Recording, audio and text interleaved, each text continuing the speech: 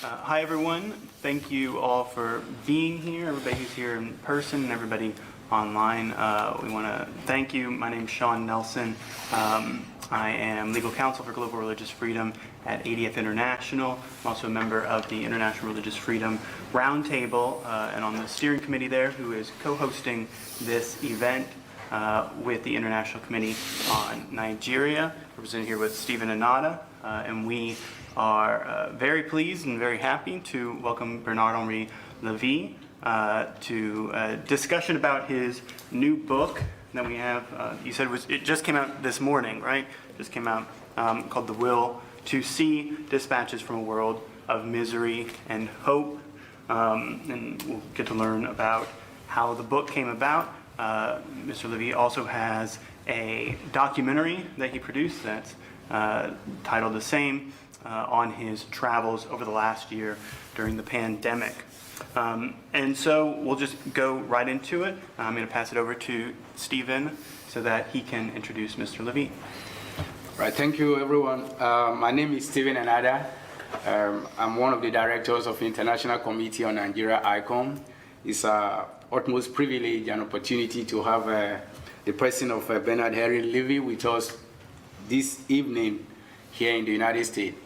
We appreciate your effort in the documentary and also the book, The Will to See. ICON is an organization focused on Nigeria and the West African sub-region, where we actually treat the issue of religious freedom very seriously. We want religious freedom for every group, for every person. And also, we are also aware of all the atrocities and genocide activities going on in Nigeria, and we rally global community to this effort to make sure every form of religious persecution, social hostility stops in Nigeria. Without much ado, I would like to introduce our guest today, who is in person of Bernard-Henri Lévy, known most widely as a philosopher and non-fiction writer. He's also a novelist, filmmaker, and playwright. He's the author of more than 40 books. Born in Algeria in 1948, he was one of the founders of the New Philosophers movement. A committed intellectual, he's known for his opposition to authoritarianism in its manifold forms and as a proponent of the duty to intervene, known universally as BHL. He's a columnist for numerous periodicals in France and abroad. Through the years, BHL, which is Bernard-Henri Lévy, has written plays, books, and films that highlight conflicts and deception across the globe. His endeavors often tackle global crises and culture wars. His new documentary film, The Will to See, came about in 2020 when Mr. Lévy was a direct witness to countries that suffer hardship or were disrupted by war, endure the most challenging geopolitical disaster, but no one seems to be paying attention. And now Bernard Lévy is here to let you see what many, especially the West, has refused to see. Not just to see, but also the will to act.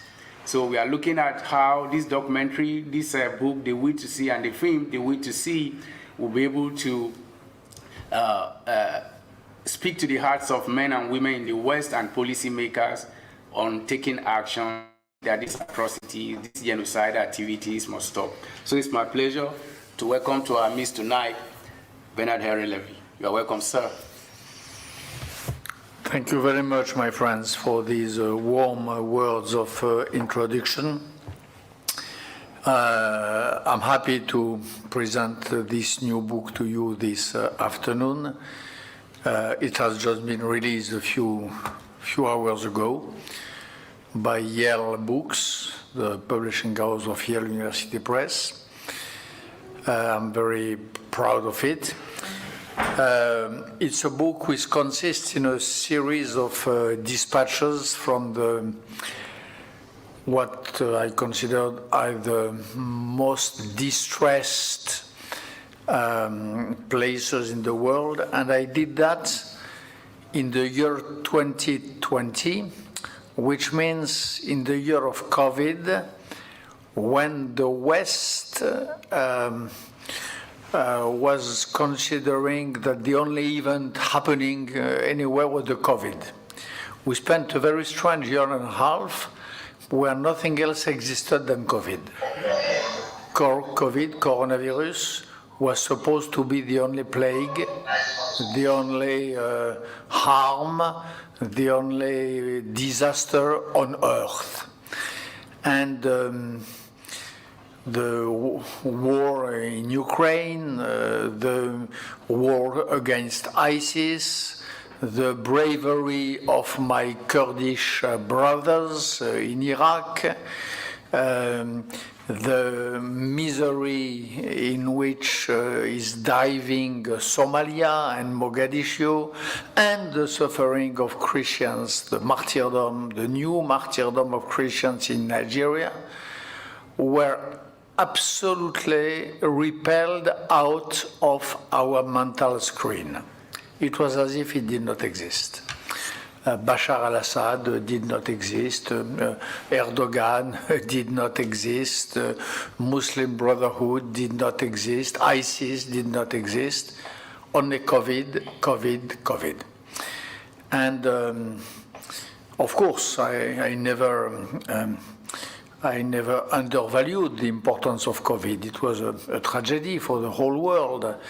And we had to have a strong reply to it. And I observed the regulations which were going on in my country, but I was obsessed by the idea not to forget the rest of the world, not to forget the rest of the existing miseries, and not to transform the wars, the massacres, sometimes the genocide going on, not to transform them into forgotten wars.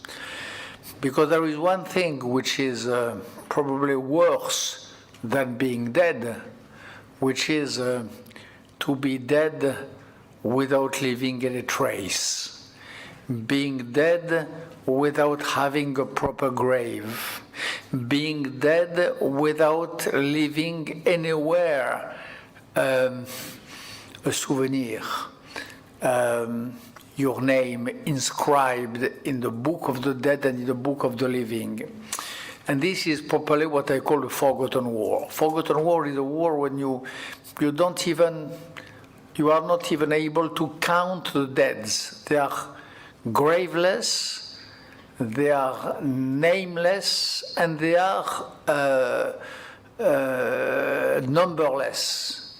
No number, no face, no archive, no grave, no memory. This is the worst fate for a human being. And during this year of COVID, I saw this tendency increasing. More and more places in the world where people were dying in some atrocious conditions sometimes without anyone lifting an eyebrow, paying attention to this fate. And I wrote this book and I directed this documentary in order to protest, resist, oppose this tendency.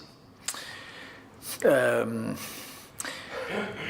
first pages of the book and the first images of the movie are devoted to Nigeria. Why? I don't know. Circumstance of life. Because I was approached one day by a member of a Christian NGO who came to see me in New York and who did show me images of Nigeria. I did not know, really. I never heard about this massacre. And I did not hear because nobody talked.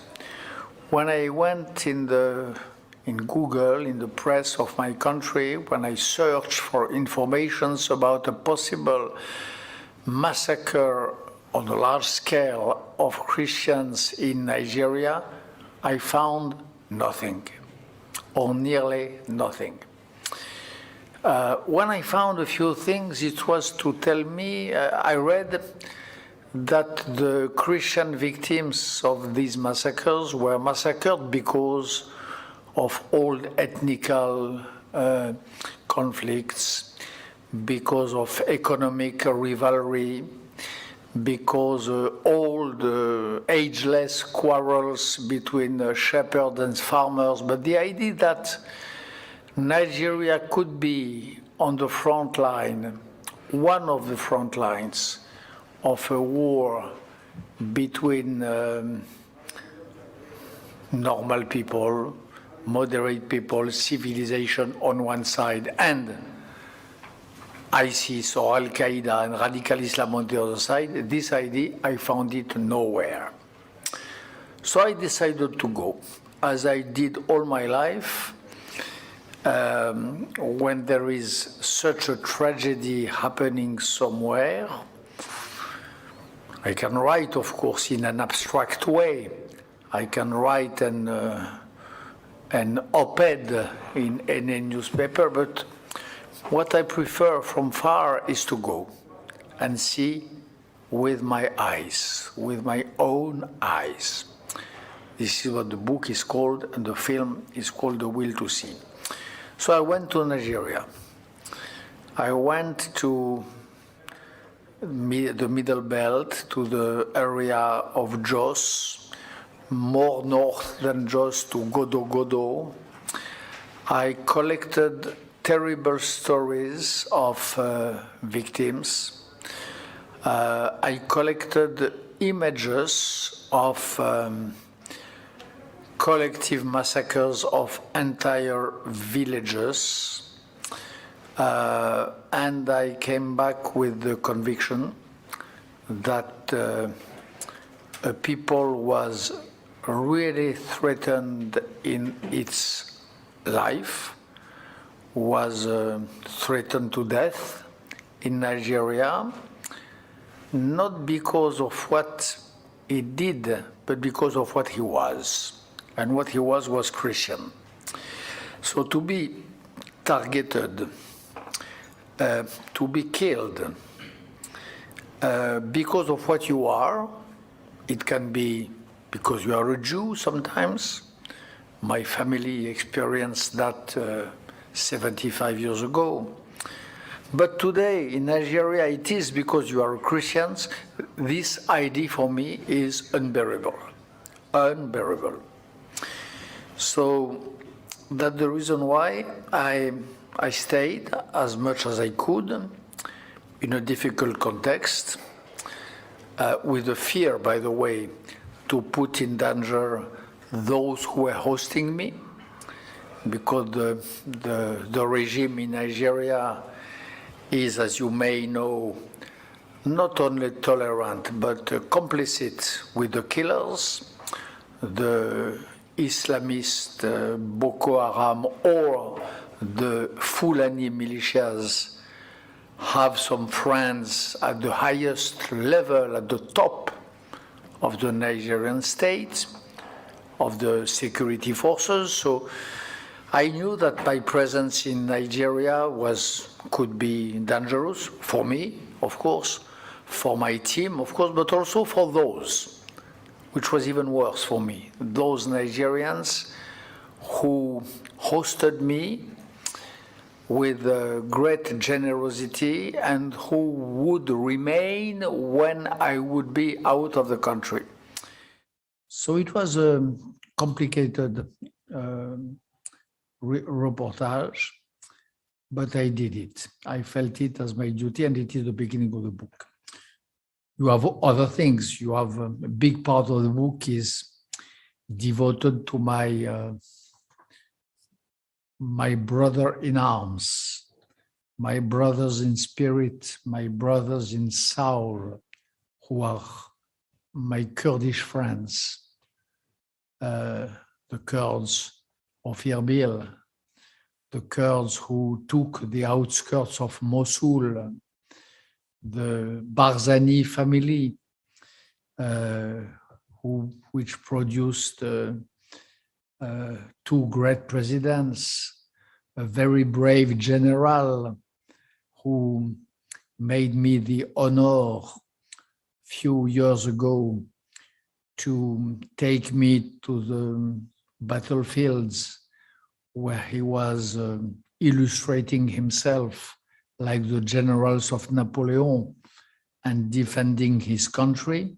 So they are in this book because they are forever my friends and brothers. The last sentence of the film, by the way, is for them. The very last sentence of the film is a moment in the Karachok Mountains in north of Iraqi Kurdistan. I was just embedded a few hours before, in an operation anti-ISIS with a group of special forces. We went and take a cave which ISIS just left, leaving behind a flag of Daesh, by the way. And there is, the night is falling on the Karakosh Mountains, and there is a moment which I will never forget, and which is the very end of the film. A Kurdish soldier, one of the men of General Barzani, tells me, will you, don't abandon us, Mr. Bernard, me. And the last word is me replying to him, I will stay with the Kurds till the end of my life. So it starts with Nigeria, it ends with the Kurds, and in the middle of that, in between, there is a movie, a story, this book,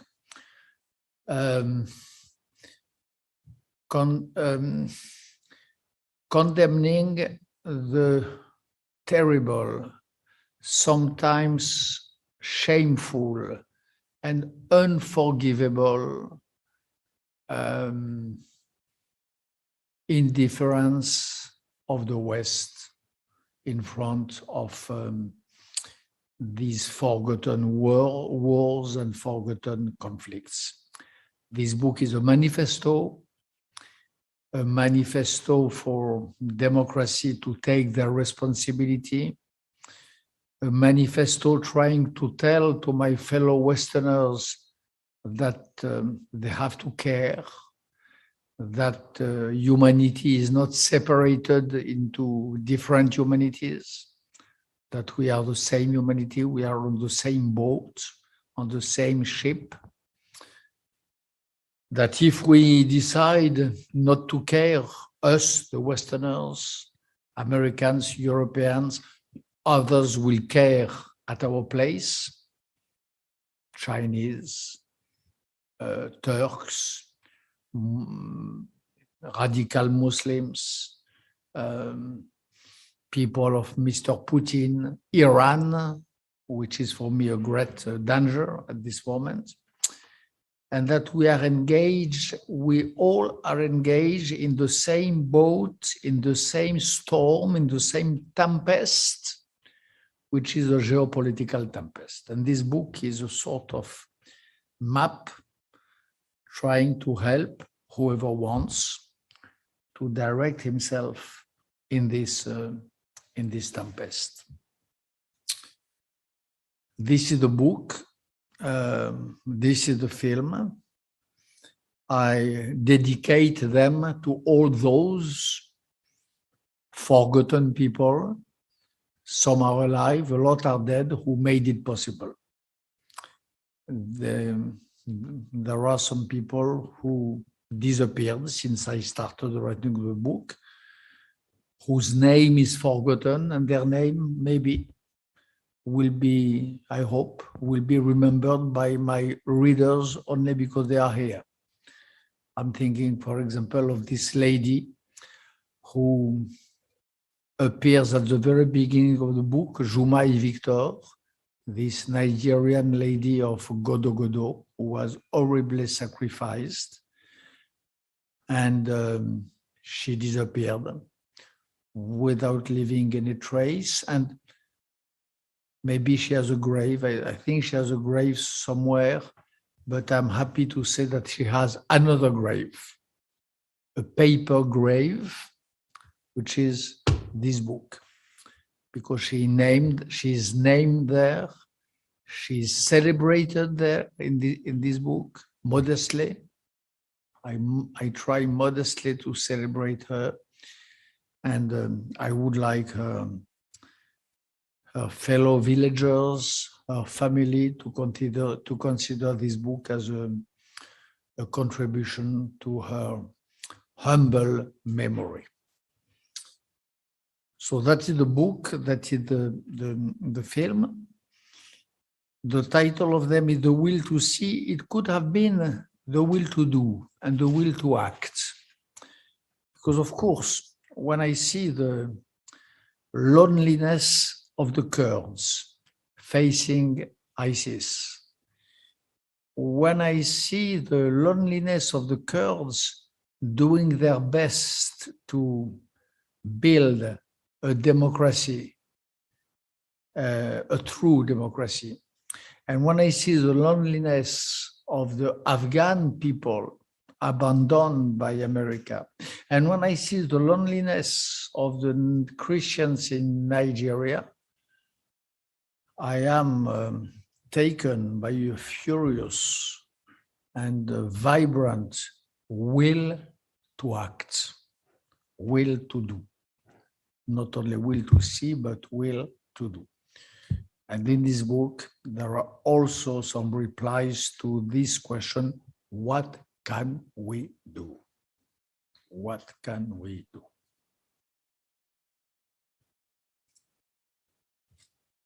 Well, thank you, Mr.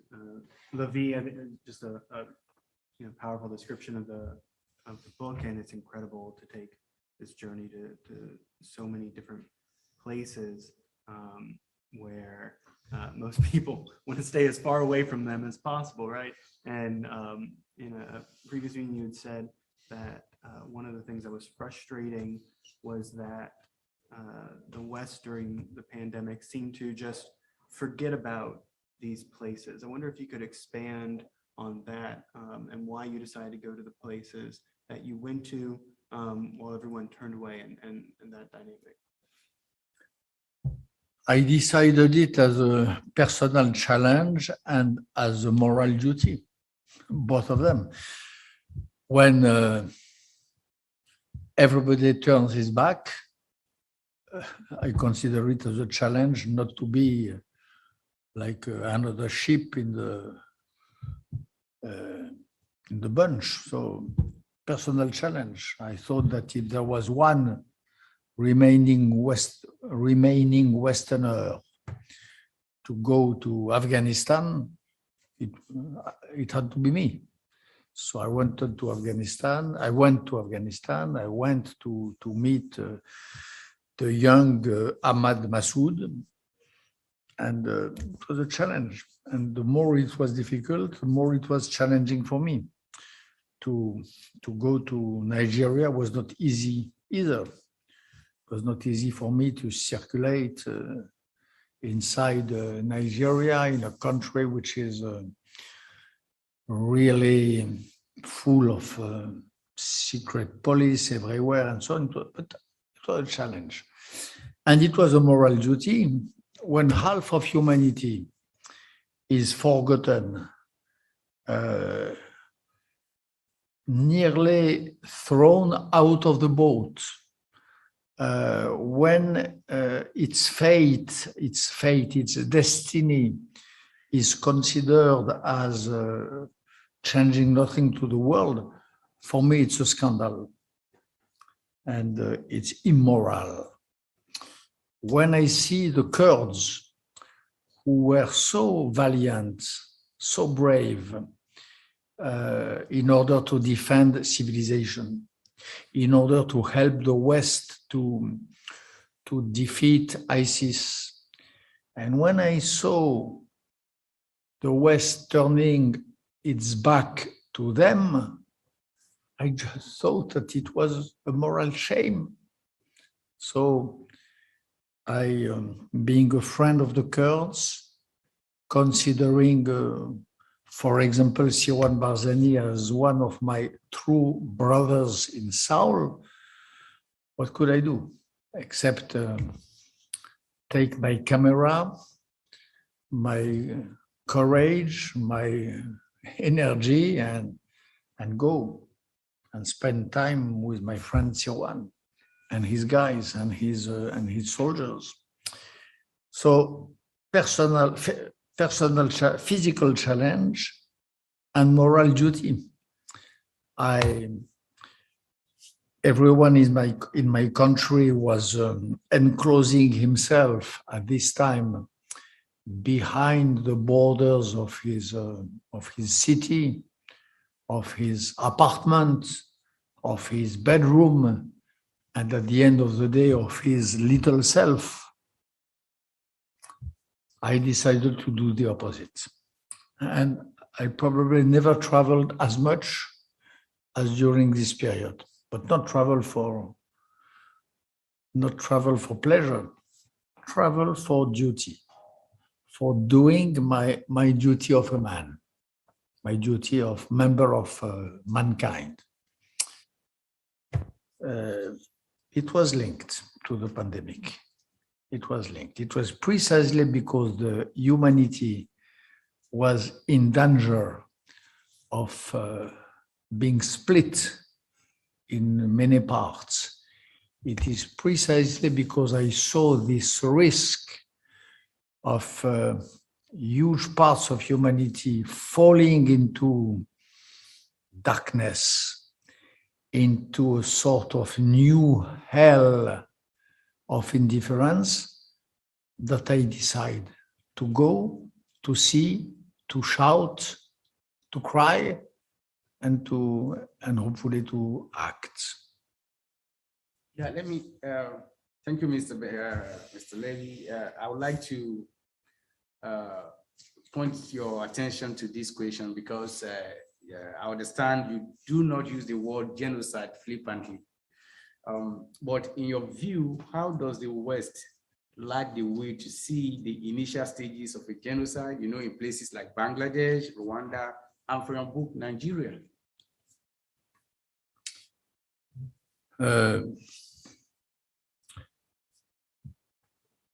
This is a terrible question, and it harms me just to hear to it, because it is true that the West accepted with blind eyes so many genocides, starting with the genocide of Armenians at the beginning of the 20th century, continuing with the genocide of Jews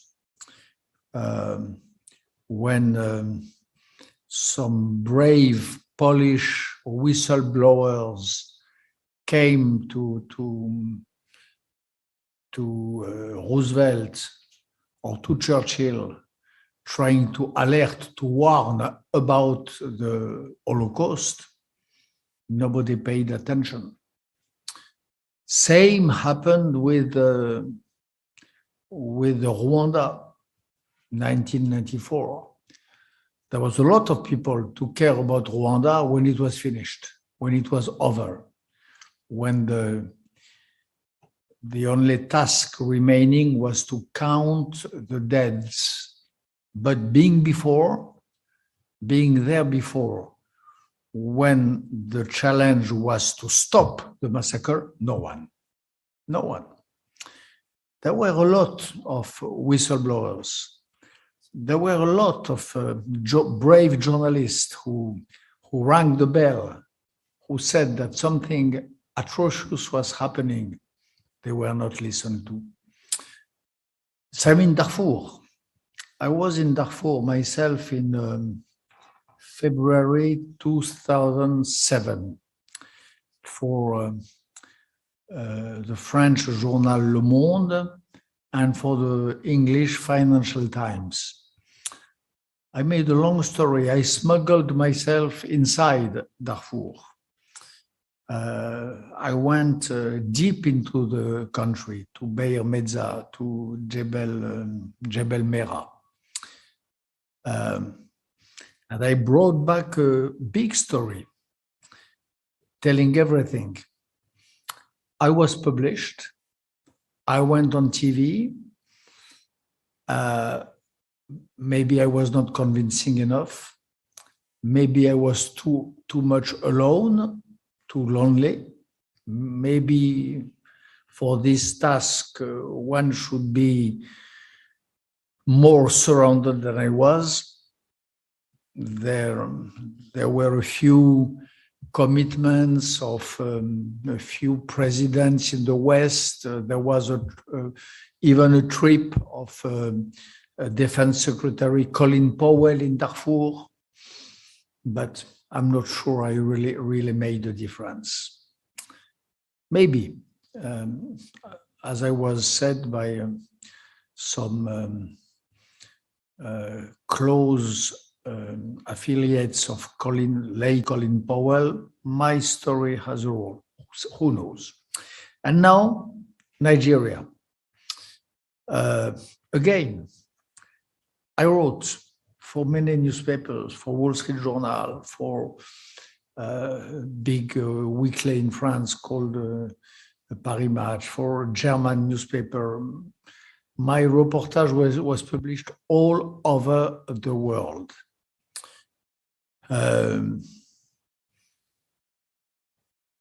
Alas, as far as I know, the killings did not stop.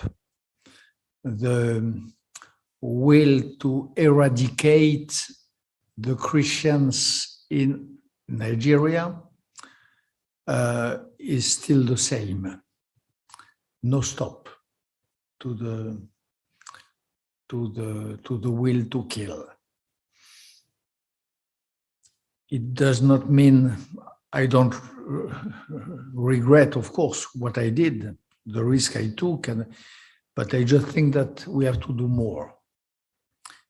We have to escalate more in the means of in the organization of resistance in the West and elsewhere. So I have a few ideas, which I discussed a few hours ago in another audience, which I will discuss tomorrow in the Congress of America. I have a few ideas of what can be done in order to in front of the pain of the Christians in Nigeria.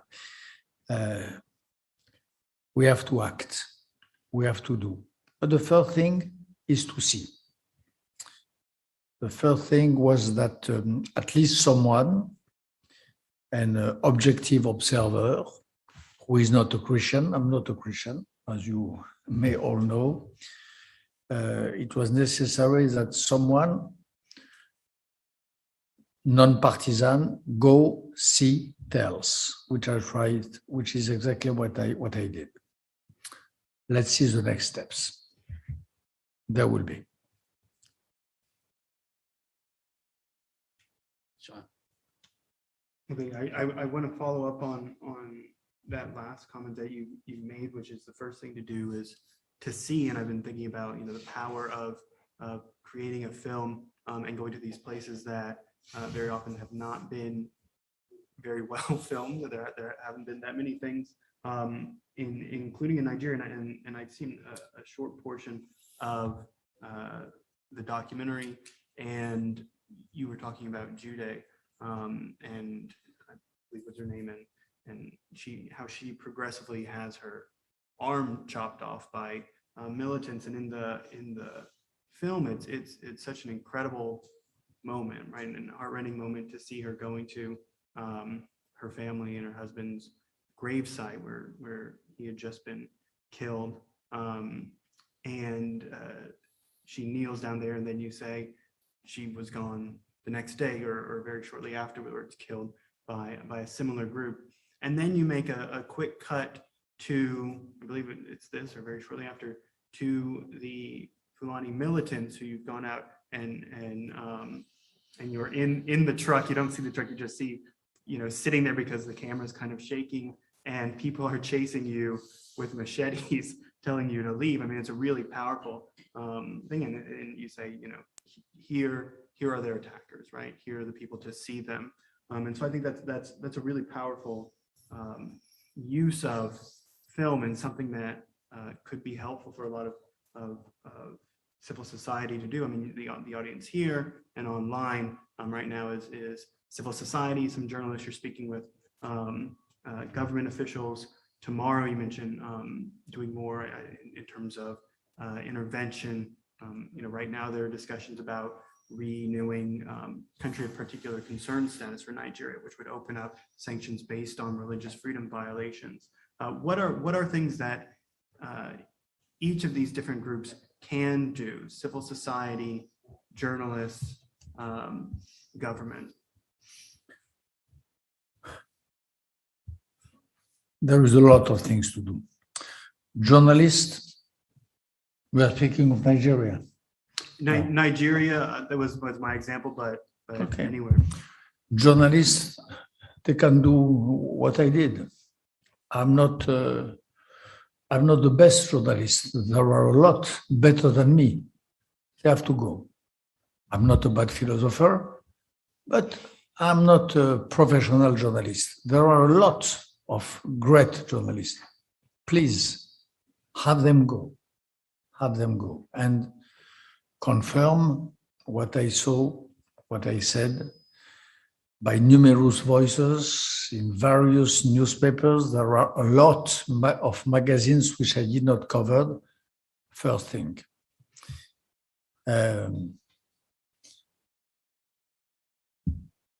Civil society can do. You have in America a strong Christian militancy. You have a lot of churches, very vibrant, where the message of Christ is very strong and very vivid. They should care. They care about the Christians in the Middle East. They're right. They cared about the destroyed churches in Bartella and Karakosh in the plain of Mosul. They should care exactly the same about the churches in Nigeria. And if I were a member of an American parish, you say? For Catholic parish or congregation. If I was member of a Catholic Christian congregation, I would probably set a little group of buddies, of friends, of brothers, and I will go to Nigeria to rebuild the churches. To rebuild. I just saw. I did see with my eyes so many little churches burned completely and destroyed. If I was member of a mega church, I will go and rebuild the little churches. And I'm sure that the civil society in America or in France is strong enough to organize that. Rebuilders with a reasonable protection, and just to rebuild a church. Just that. It would be a task for groups of civil society.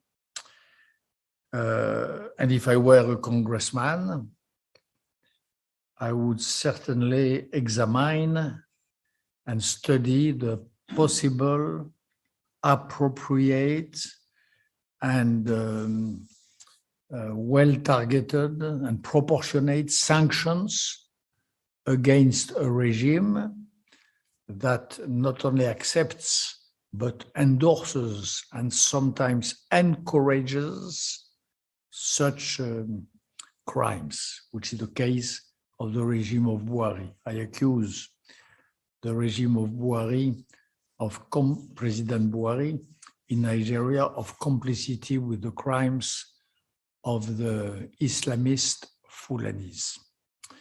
So if I were a congressman, I would certainly study the proper economic, financial, and political retaliations against this regime.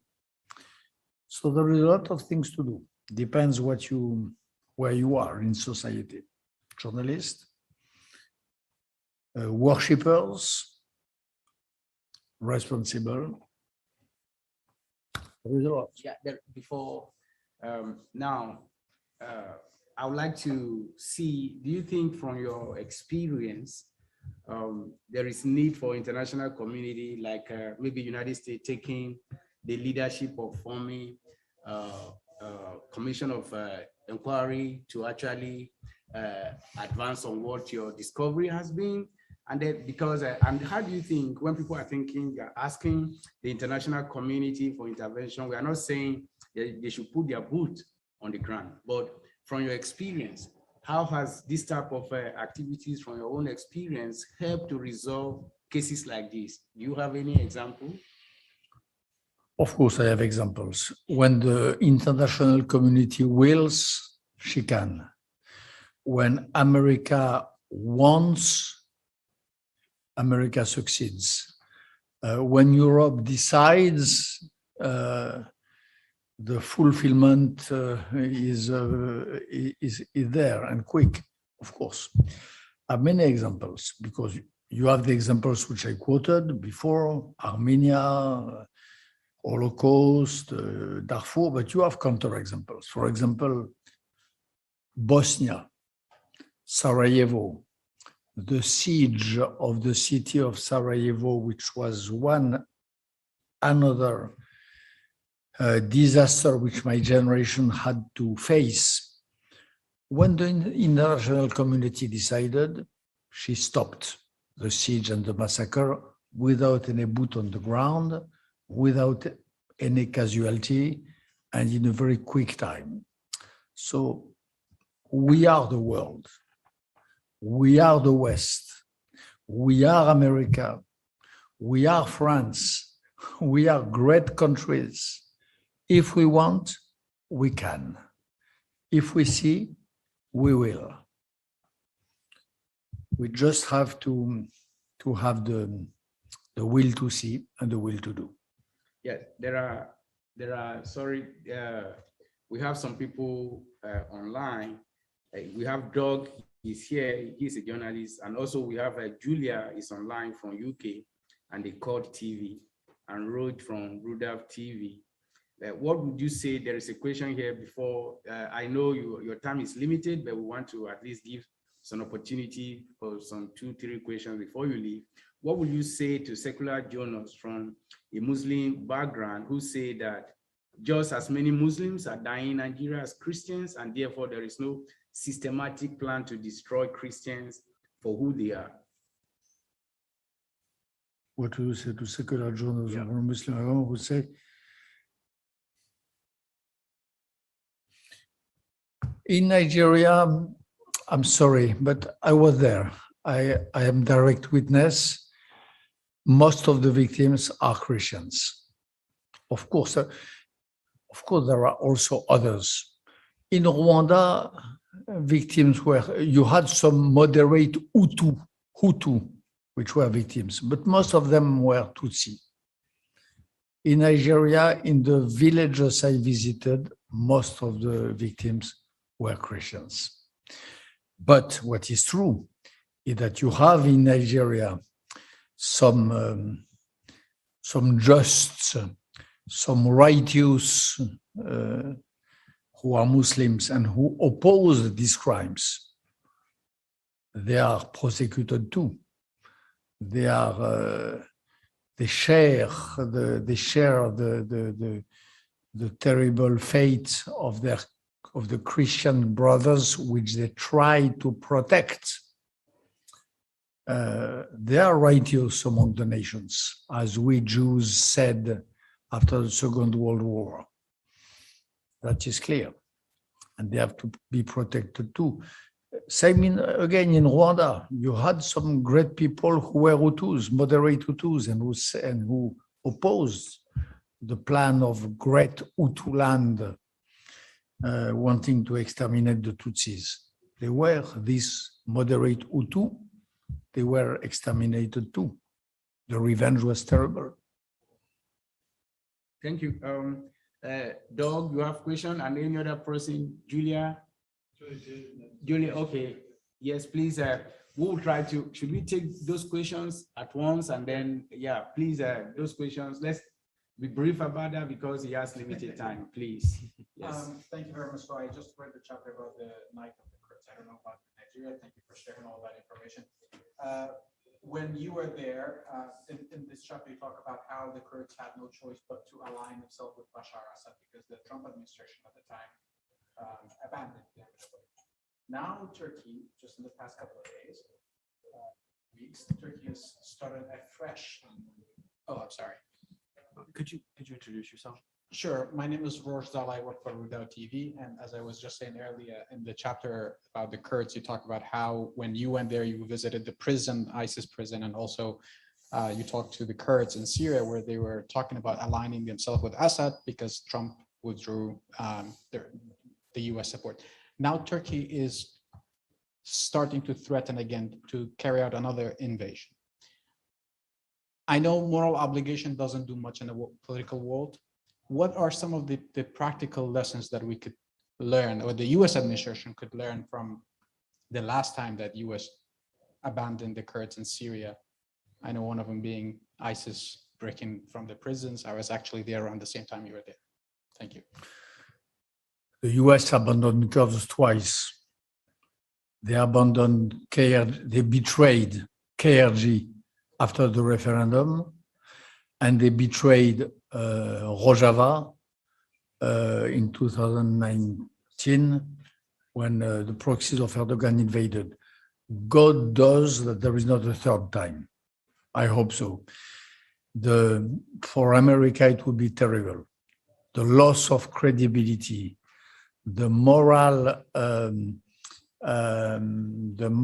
disaster, moral disease would be impossible to remedy. I really believe that. Please, God makes that there is not a third betrayal of the Kurds in such a short time. I hope that Erdogan will be stopped in time.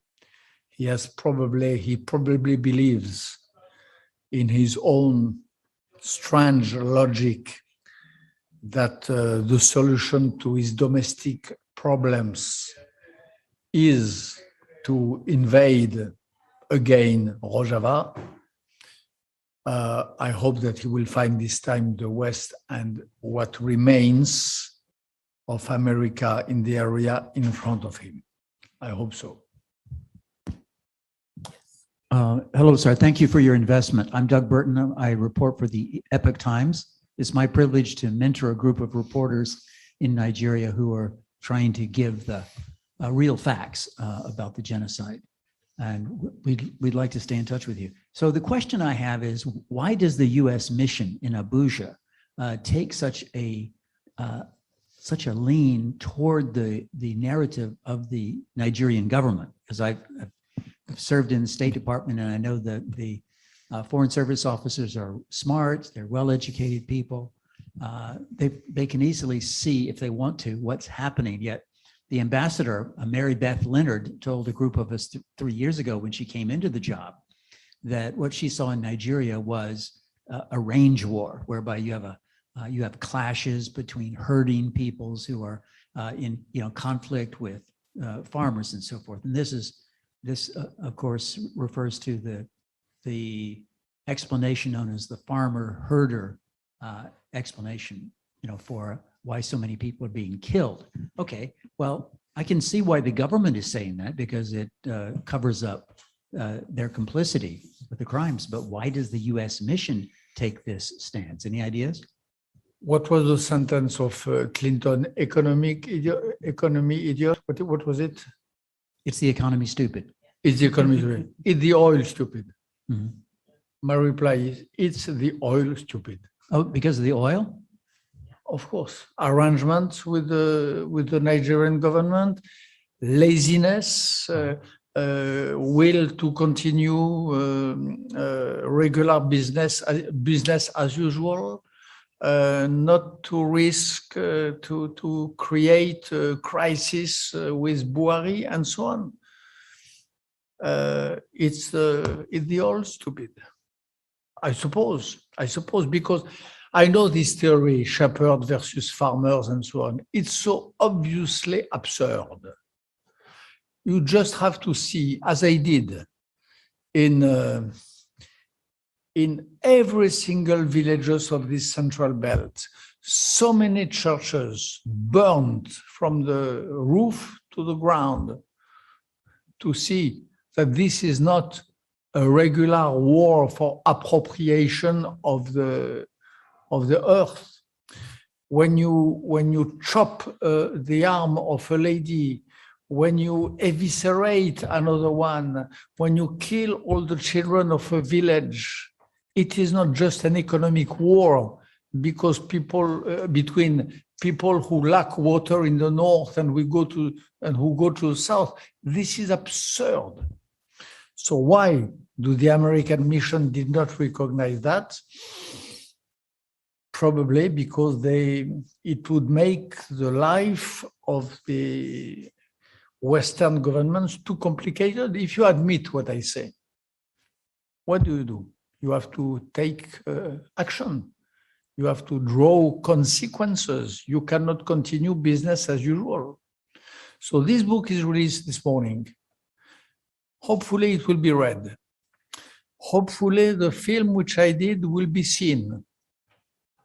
Let's see what happened. My ambition, my project is to bring the Nigerian question at the highest level of the government in this country and at the highest level of decision in the United Nations.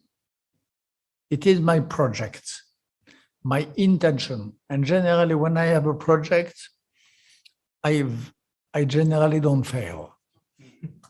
So we'll see. Okay. Can you give let those two other people ask questions there, so that because of Actually, time. Steve, Yeah, I just if I get another chance, I've got another question about self-defense, but I don't want wanted to to. follow up on your response, Mr. Levy. How do you respond then to somebody who might say, well, we don't want to intervene on these human rights issues because that might cause economic harm or economic disruption or anything? It's the opposite. If we don't intervene, some will take advantage, and they will take advantage militarily, politically, and economically. Turks will take advantage. Russians will take advantage. Iranian will take advantage. Chinese will take advantage, and we will be the losers. So it's the opposite. Other question on the internet? There is a question on the internet, but let Becky, you ask, and then Father. Right. Abdullah Beki, International Organization for Peace Building and Social Justice, Nigeria. The title of the book captures everything: the will to see. My issue is there the will to believe these atrocities by the international community? What's your take on that? No. There is not the will to believe. There is the will to continue business as usual, not to believe. That's why we have to repeat. That's why we have to confront the bad faith of those who don't want to believe. When my story about Nigeria first appeared, I had a lot of opposition coming from so-called experts who tried to sell the theory of shepherds and farmers and blah, blah, blah, blah, blah, blah. I had to fight during weeks and fight intellectually I lost some time. I lost some friends. I lost some energy in telling the truth, but I did it. We have to do that. You're right. The real problem is the will not to believe. When the Holocaust happened, the informations were available, but people did not want to believe. The facts were there during the Holocaust from 1940 to 1944-45. The information about the death camps, the extermination camps, the gas chambers at the end, they were in the newspapers. They were reported. It was written black on white, black letters on white pages. People did not believe. Or if they believed, they thought it was secondary. They thought that they had first to win the war and then we will take care of the Jews. This is an eternal problem. And facing the problem, you have some persistent, resilient, sometimes stubborn people like me who continue to explain and who never stop. I will never stop. About Nigeria, I will never stop. About Kurds, I will never stop. About Kurds, I am always on the bridge to explain how a Kurdish state would not be a problem, but would be a solution for the area. How it is probably the best way to fight ISIS in Middle East and to protect the West against the terrorist attack of ISIS. I do believe that the Kurdish state is the solution against terrorism, is the solution against ISIS. Few people believe that. I will continue explaining. I have still time to run and a lot of energy. And Right. so and as we have this last question, and then because you have a few minutes to go now, maybe but let's just respect these two questions. Yeah, the French one, based in France, he say his name is Emmanuel Rotimi Awonuga. After this question, please you ask your own to as a follow-up. How could we concretely get France to enhance finding constructive solution to stopping killings in Nigeria rather than continue business as usual? Then please let him ask so that we can take the two questions together. So that is the last question we have today. Good afternoon, Mr. Lévy. I'm Father John Anderson. I'm with St. Nicholas Freedom Group. I've got a question for you. The role and the complicity of NATO in facilitating Turkey, because many of the places you mentioned, Nigeria being one of them, Turkey's got its hand in the mix, so to speak, in terms of propaganda, influence, and making money. But Libya, northern Iraq, Syria, Nagorno-Karabakh, the Armenian genocide, the genocide against the Greeks.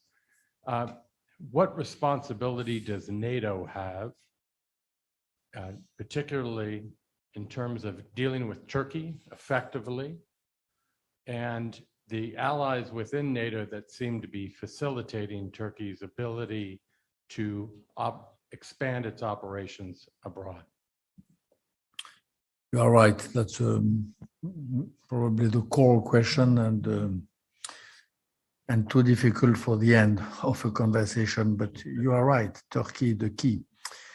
And our indulgence toward Turkey is a real problem. It's difficult because my personal position, I wrote it, is that Turkey should be expelled or threatened at least to be expelled from NATO. Turkey has nothing, Turkey as it is now, governed by Erdogan, has nothing to do in NATO, and Turkey weakens NATO. A country which can buy the planes to one and the anti-planes to the enemy, I'm sorry, it's a real problem.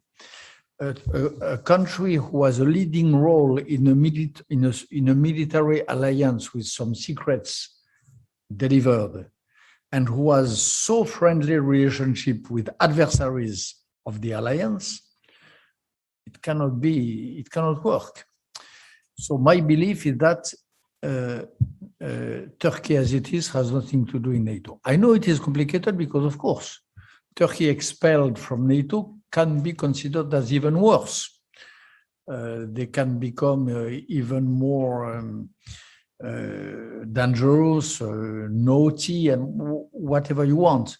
But alas, I think there is no other solution than threatening them seriously of that. This Turkey threatening Rojava since a few days now, this Turkey blocking KRG, organizing a blocus after the referendum of 2017, this Turkey whose madrasas I saw in Nigeria around in the center belt, this Turkey who I saw so present in Mogadishu, it's the only foreign country who is really there. This Turkey who is methodically filling the void which the West leaves when withdrawing, this Turkey is not a friend, should not be treated as a friend, and should not remain in this friendly club, which is NATO. And it is a key of the situation.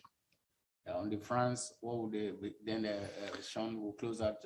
France, I don't know. France, I don't know. I should know. But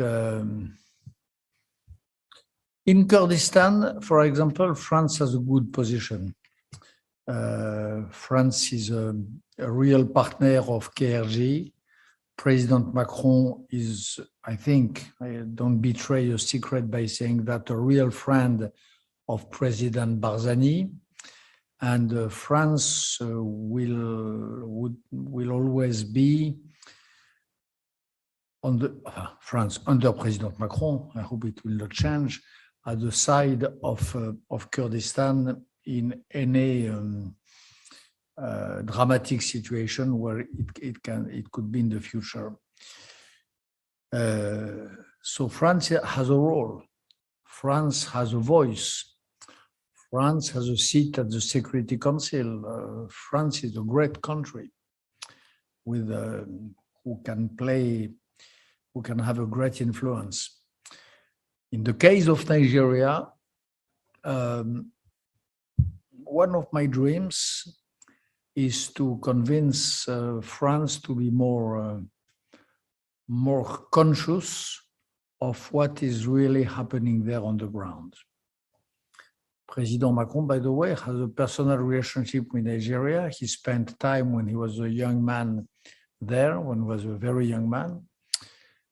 I hope to find soon the occasion to attract his attention to this dramatic situation and to those unspeakable massacres, which I describe in The Will to See. Mr. Lévy, thank you again, and thank you for answering all these questions. I wanted to give you an opportunity at the end if you had any closing remarks, just briefly. Closing is yours.